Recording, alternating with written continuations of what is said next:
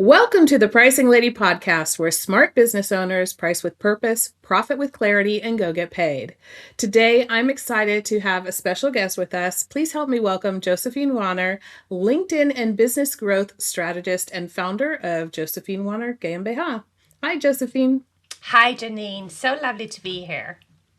Why don't you start by sharing where you're based? So I'm based in Zurich, Switzerland, but I come originally from Sweden. So that's, yeah, global Okay. citizen like you are too, Janene. Global citizen, exactly. Do you have a professional or personal superpower? Ooh, my professional personal superpower, for me, it was, taking complex thing and make them simple. That is one of my superpowers, I guess. Which is a good one. That's an important one. It's one we share. Yeah, Actually. exactly. Yeah. Yeah. What's one thing that most people may not know about you that you'd like to share with us today?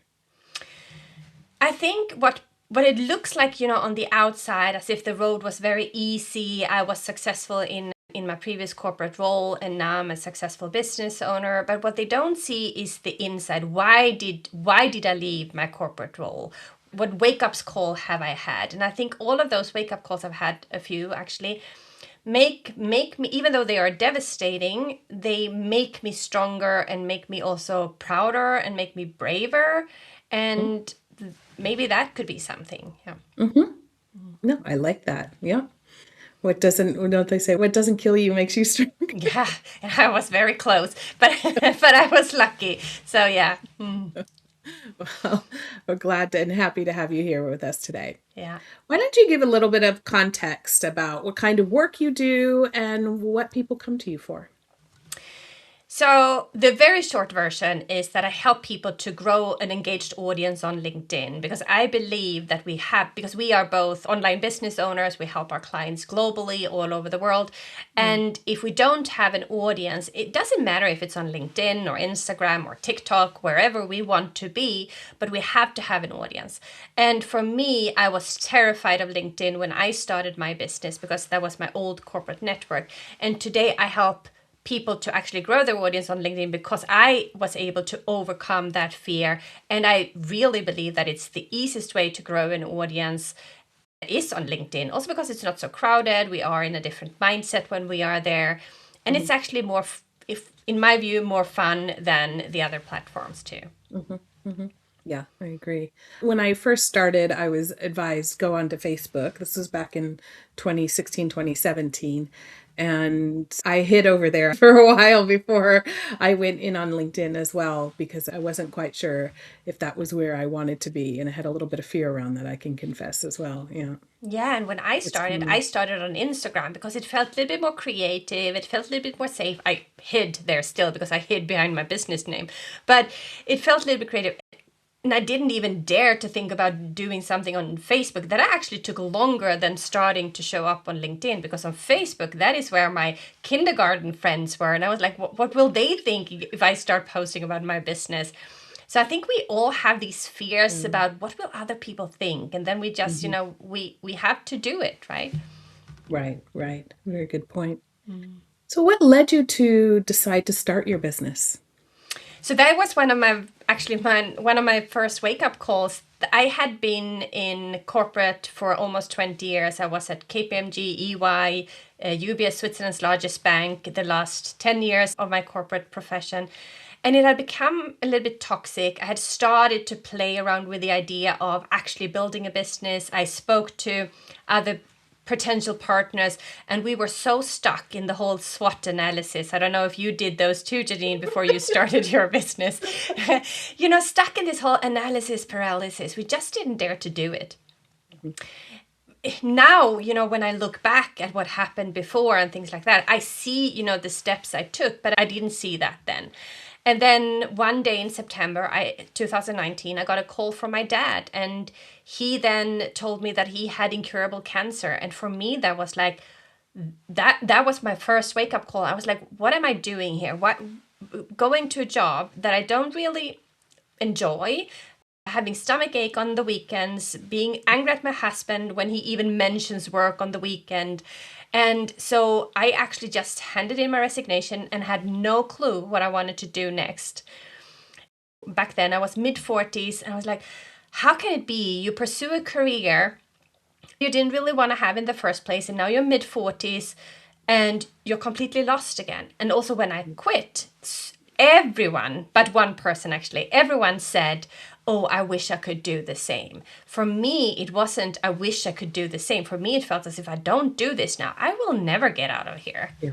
Yeah. Yeah. Yeah. Very interesting. I think a lot of people in our generation are either in that or going through that at this point as well. I think that's not uncommon. It was similar in terms of the reasons behind leaving the corporate world. And I actually started doing a business plan about 5 or 6 years before I actually did. I always tell people I stood at the entrepreneurship cliff, peeking over the edge, but not daring to take the leap for quite a while. Yeah, and it's like, and then when we do take the leap, we realize it's a little bit like jumping off a sidewalk, right? It's not that we know we're jumping straight across like a cliff. It was like, and then we start walking, right? So it's, yeah. Yeah, jumping off a sidewalk. That's a great visual. You started your business now. Did you start wanting to do LinkedIn, or No. was that no? I was like a very reluctant LinkedIn teacher in the beginning. No, I started to train to become a coach. I was still like in the entrepreneurial mindset. I was still applying for jobs, and I was thinking that if I add a coaching degree to my backpack, I can still use that in all the leadership positions that I will go to. And while I was doing my training, I was like, oh, this can be a really good business idea, global business idea, or like work globally if it's done the right way. But I, like so many others, thought I have to have at least 3 different offers ready in the beginning. And we will get into this a little bit more. I also did like 5 sessions, each $120 per session. I didn't even have an end date for those sessions. I have a client, she still has 2 sessions left, from back in the days. And it's like all of these things that we had to go through to actually be to where we are today. And then, as I mentioned, I started out on Instagram. I also started because I thought I needed to help corporate women, midlife women who were a little bit lost, until I realized that I don't have the patience to work with. They absolutely do need a coach, but I'm not the right coach for them. So that's when I switched to business owners. Actually, online business owners was a very broad niche in the beginning, and today I'm more narrow. Coaches and service providers who want to build a scalable business using LinkedIn as the vehicle. So it's like, going from very broad to fairly narrow, right? Right. So, yeah. Okay. What was it like the first time you had to sit down and set a price for something in your business? I even remember a meeting I had. First of all, they said at the coaching training that I did that you're not allowed to charge for anything that you're doing, which is not really true, right? Because at the same time, when we are then getting the certification, we have to have at least, I think it's 80% of our hours have to be chargeable, right? Nothing says how much we need to charge for, but it has to be chargeable. So the first time I sat down, or actually went for a coffee, like a walk with someone, he had been a coach for a while, and I had this pricing discussion with him. I don't think he even revealed the pricing that he himself had. Maybe he was insecure himself. So I Googled, like everyone else do. I Googled, saw what everyone else did, because during the training, they didn't talk about pricing at all. And also I did my training in Sweden, so that's a little bit different compared to here. But generally, what we were taught is you charge by session, which we both know is so wrong, right? But that's what I was told. So I said, okay, let's do the 5 sessions, like we learn in the training school. 5 sessions, each $120, because that was what my Google research said.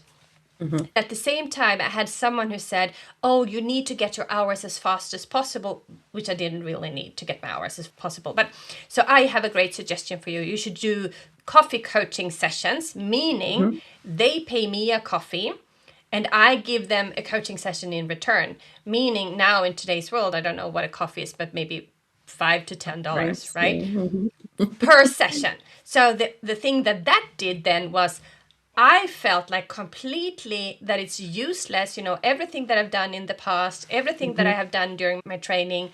The person who got the coffee sessions didn't take it seriously either, right? We know Right. it needs to be a little bit, they need to have some skin in the game, right? Mm-hmm. So I think I had 3 clients for coffee sessions. So that was absolutely no go to. I would never ever do that again. Yeah. Yeah. One thing that I've talked about on the show as well, that, a lot of coaches in their training, they get either no direction or guidance on pricing that is really not going to help them build the business. And it's a real shame. So I'm always happy to do those talks with the coaching organizations and help them come out of that, because I think the coaching certificate adds something, don't get me wrong, but most of the people doing the programs have years of experience, and that experience just doesn't go away or isn't present because they don't have a coaching degree yet. So I think it's important for people to keep that in mind. And I also think that this whole thing puts us back into like the bucket of being newbies, and that's Mhm. not that's just not true, right? It's not only Right. about growing your business or growing your revenue, it's also about the whole confidence thing, right? Mhm. Because if you say that, oh, your coaching session is not worth more than maximum $10, like how can you set a proper pricing strategy on Right. that, right? Right. Yeah. Yeah. That's absolutely true. Mm-hmm. So, was there a point in time that you thought this isn't working for me, or you felt that you needed to change something in your pricing? So I don't think it was like different steps, right? But Mhm. I started with one business coach, very very step by step, but again there wasn't much pricing discussions in that. I wanted to build a scalable offer from the beginning, independent of how small my audience actually was. I wanted to have a scalable offer. Mhm. And at the time she said, no, with the size that you have, you can only do one-to-one. I didn't want to do one-to-ones, right? But Right. oh, you can only do one-to-one. So I priced my first one-to-one.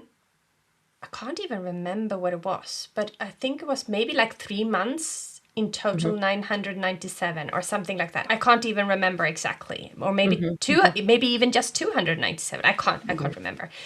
There wasn't any guidance in those terms either. And then I Mhm. joined a very high ticket group coaching program from one of my business mentors in the US.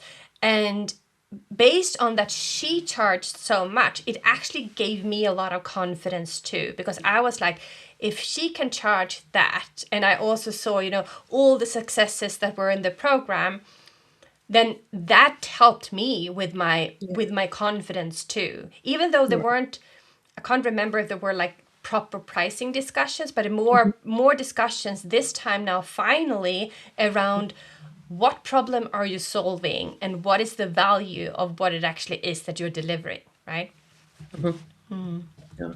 Do you think coaches in particular struggle with valuing the work that they do or Yeah, bring? yeah. Mhm. I don't know. Yeah, but not only coaches, but also service providers, also consultants.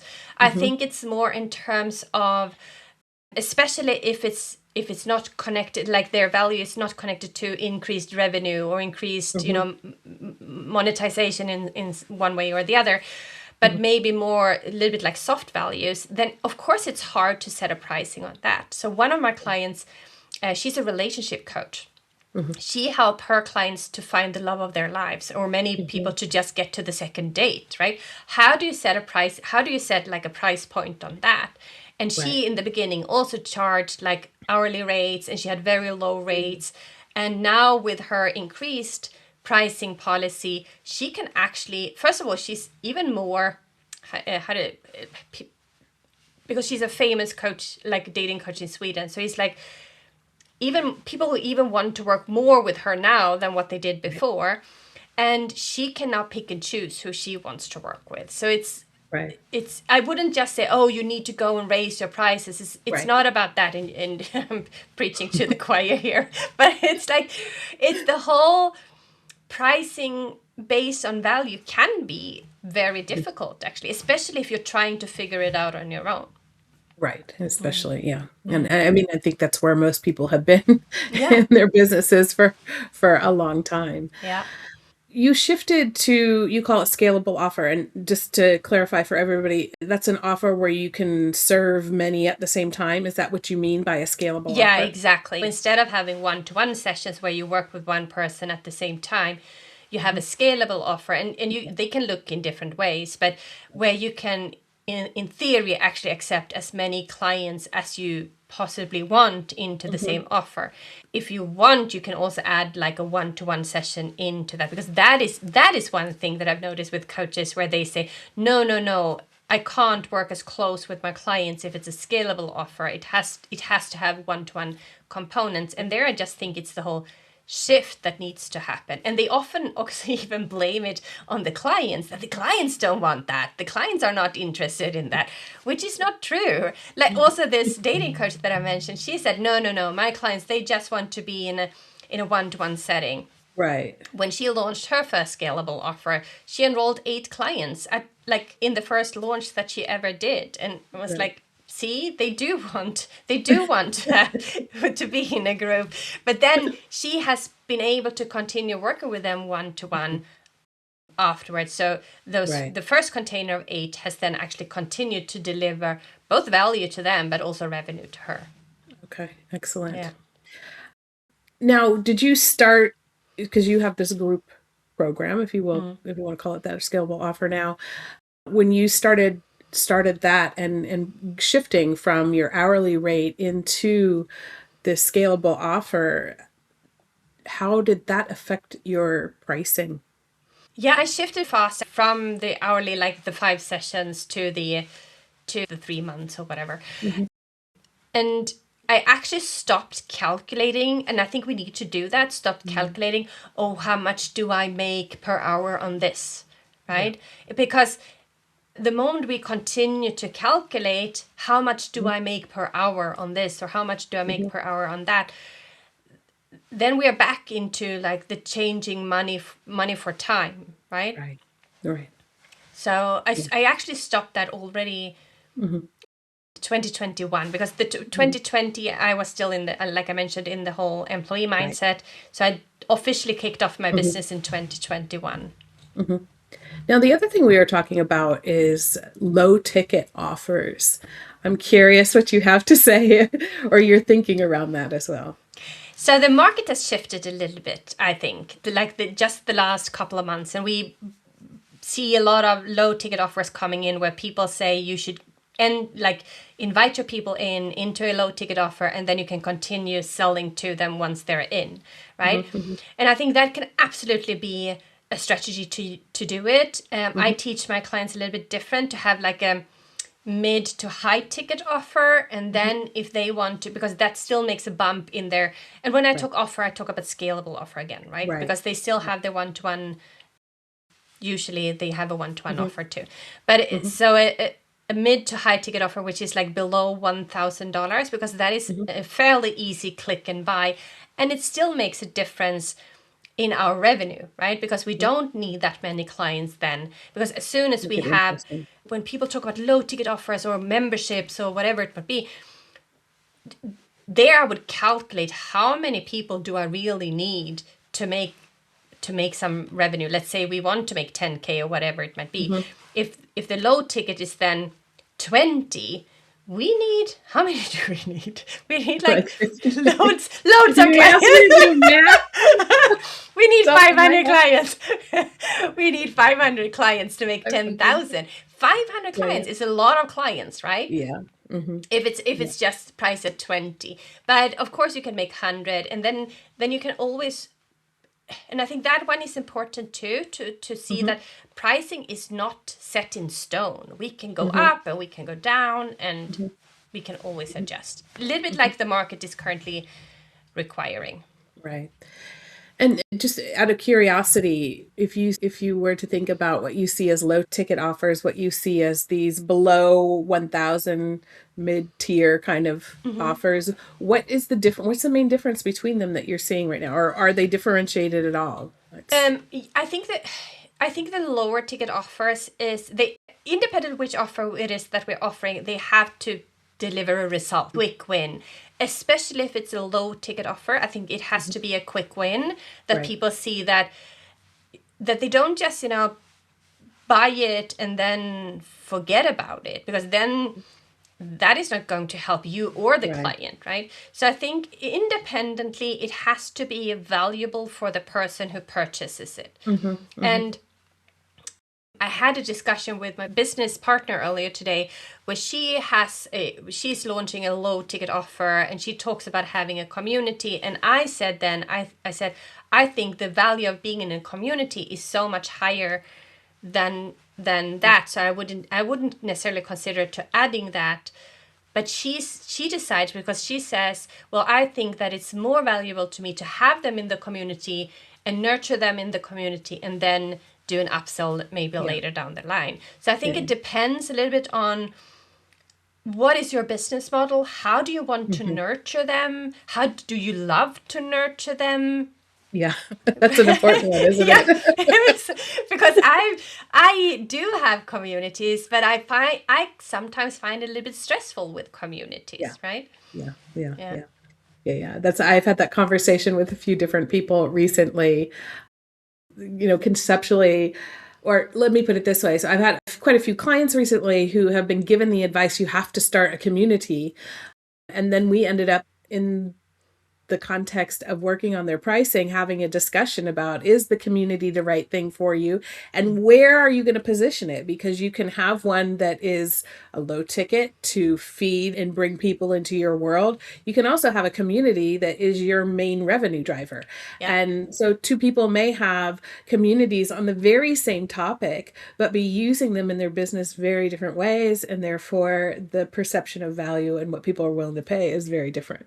Yeah, exactly. And also, where do you want to host your community? There are so many different Yeah. options today. And I think as soon as we go outside a Facebook group, the engagement in the community goes down a little bit. So that we also Really? that we also need to take into That's consideration. true because people were on Facebook for multiple reasons. And Yeah, so yeah, then the group is kind of there. But when you're in a group outside Facebook, then it's an effort to go and check out what's going on in that particular group. Well, that's true. I exactly. hadn't thought about it that way. Yeah. If you look back and compare how you see pricing now versus when you started your business, what do you see differently now?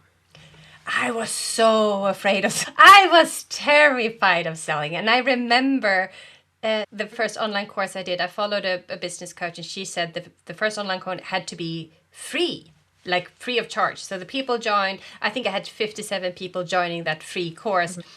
During the process, we didn't know we in the course who created the course didn't know what was going to happen the next week. Then all of a sudden she said, now next week you are going to do an upsell to the people who are in your course.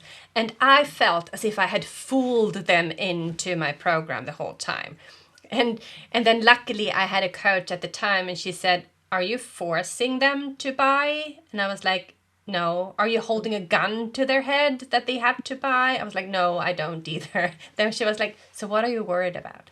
And I think that's the thing that we have to take with us, to understand that pricing is, it's not scary, and it's not as if, if we go too high or we go too low, we're not going to be hit by lightning or anything. We can just adjust it afterwards, right? But the pricing is important from the terms of, it's also our positioning, right? Yeah. And how do we want to compete? And I think I said this to you last time I saw you, Janene, that I had one person DMing me on LinkedIn, like, why is your offer so low priced? And I was like, first of all, it's none of your business, unless you're one of my clients or want to be one of my prospects. But secondly, well, because that's the entry point, right? That is where I pull people in. So it's like, how do you want your business model to work? So there has like different levels that we need to take into consideration. Yeah, it's absolutely true. I remember during our pre-call to this, you had said to me, we have to feel good about our pricing. And that was something that you had taken away from this. Can you tell us more about that? Yeah, because I think if And I've had this experience too, where especially when you launch a new offer, like a completely new offer, then you are excited and you feel that this is going to be so good. Usually we get a lot of sales then because we are so excited. So that excitement comes in. Then once I had priced my offer at, it was around $2,000 for the offer, and I had started to listen to the people who didn't get the results in my program. The reason why they didn't get the results was because they didn't do the work, right? But then those 1 to 2 voices were way too loud, and I didn't listen to the voices who actually did get the results. Mm-hmm. And then that made me hesitant to actually sell my program, because how can you sell a program if you're doubting that it's working? So we have Yeah. to feel good about the pricing, but we have to feel even better about the program, right? Mm-hmm. So what I did was I actually went back into my program. First of all, go through who has gotten results in my program, right? And it turns out like these were like 2 outliers who hadn't gotten any results, right? All the others who had done Yeah. what they were supposed to do did get results. So it's Right. about knowing that your program actually gets the results. If the Mm-hmm. people do, we assume the people do the work. If they don't do the work, they obviously they're not going to get the results. But assuming everyone gets the results, and then we also have to feel that it's a steal for people to get this. It's a Mm-hmm. steal. It's not priced too high, but it's also not priced too low. Because if it's priced Mm-hmm. too low, then we will feel that they're actually robbing me on this. I don't want to sell this, right? So we need Right. to find a sweet spot for us Mm-hmm. that works for us. And it's not Right. someone else's pricing, because like you Yeah. said, we don't know what's in their community. We don't know how they run their community. It's the same thing with any program. You don't know what they have included in their programs. You can't say that, oh, Peter is charging this much and Anna is charging this much, so I will be somewhere in the middle. Right. That's not how it works, right? Mm. It's what most service-based businesses, that's what they're doing. Yeah. Yeah, that's a lot of the logic that people Yeah. apply, mostly because they never learn another way to do it, but that's often the logic that they apply. Yeah. But also because it's relatively easier. If you have to Yeah. look at the numbers or if you have to think about the value, you need to do the work on those things. But it's the work to get to the price that makes the difference in the end about how you feel or how certain you feel about those prices that you're using. And then I also think and I also help my clients to build scalable offers, their own first group coaching program. And I advise them to build an offer to help the clients to get results within 6 to 8 weeks. And the Mhm. pricing for that first offer should be when it's done, like when after the first beta launch. So the next time they run it, below 1,000 for an easy click and buy, so that they don't have to sit on the calls, right? That is the Mhm. whole point of this, right? And they have because they're usually coming from 1-to-1 sessions, then, oh no, I have to be with my clients for 12 weeks. I have to do this. I have to do that. The clients, they have all of this. It's like, yeah, but if you think in terms of 1-to-1 coaching and you have to sit there with them for 12 weeks, then it might not be, the easy click and buy, because in today's market also people want to have results fast. They don't Mhm. want to be on a coaching call or in a coaching program for 6 months or 12 months. Right. But the market will change, right? So we need to swing with the market a little bit. Right. Right. Yeah. Let's start wrapping this up. I'm curious if there's something you'd like people to remember from our conversation today. What would you like that to be? I think if I would have known what I know today, Hmm. I would say dare to test. Dare to Hmm. test different things. Dare to test different offers. Dare to test different pricing. Because only through that will we be able to find our own business model. Also dare to change your business model without changing like every single month, because then we're just recreating the wheel, right? But stick dare to test, but stick Hmm. to something for, let's say, 90 days to Right. maybe 6 months and see what works, right? Hmm. Hmm. I love that. Speaking of that, what's next for your business? I'm actually redoing one of my programs and will try to make it a little bit more evergreen. That is a huge change for me, to see how that works, if that works. I'm actually copying my YouTube coaches approach. The funny thing though is that she has stopped making YouTube videos. I don't know if that's a great approach to coffee, but yeah, I will just see how it goes, see if it Hmm. works, right? Right, right. Yeah, sometimes you just have to throw it out there and, with some thought behind it, but and test Yeah, it and see what the response is. yeah, Exactly. exactly. So, Josephine, where should people go if they'd like to find out more about how to work with you? I think the easiest part is just to connect with me on LinkedIn. Connect with me, tell me that you saw me on Janene's podcast, and I would love to connect with you. Okay. We'll put her link in the show notes. And thank you so much for joining me today. Thank you so much for having me. It's been a pleasure, and I really appreciate you, Janene, and I really appreciate being here too. Oh, thank you. And to you listening, thank you so much for joining us today. If you want to support the show, the number one thing you can do is share this episode on social media and tag me and Josephine. That really helps get the word out. Pricing isn't about finding the perfect number, it's about making better business decisions. Now, go get paid.